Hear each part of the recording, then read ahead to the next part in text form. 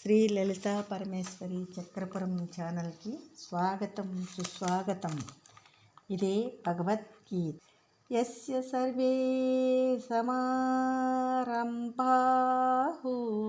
కామ సంకల్పవర్జితాః జ్ఞాన అగ్ని దగ్ధ కర్మాణం తం ఆహుః పండితం బుధా.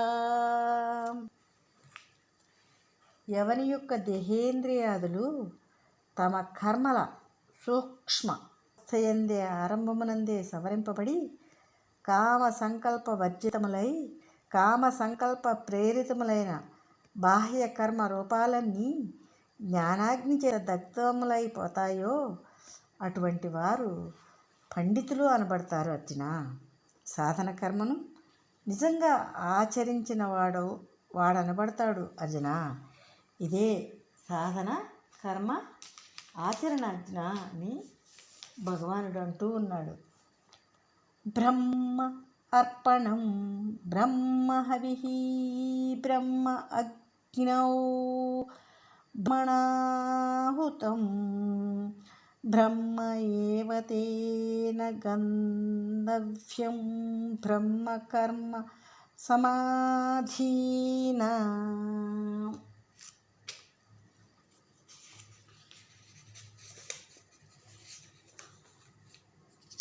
అర్జున,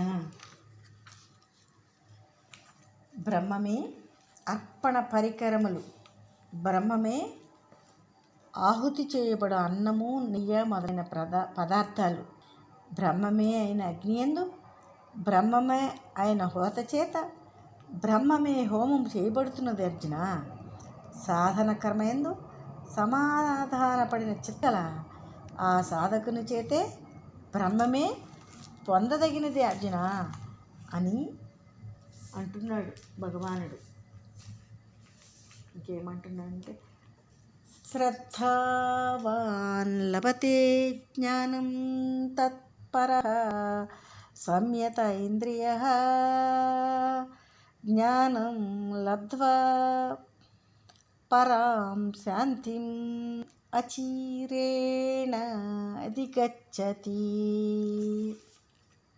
అర్జున, శ్రద్ధ కలవాడు అజ్ఞానమనే పరమగతిక నిశ్చయించుకున్నవాడు ఇంద్రియాదులను జయించి సాధన కర్మయందు నియమించినవాడు ఈ బ్రహ్మజ్ఞానమును పొందుతున్నాడు.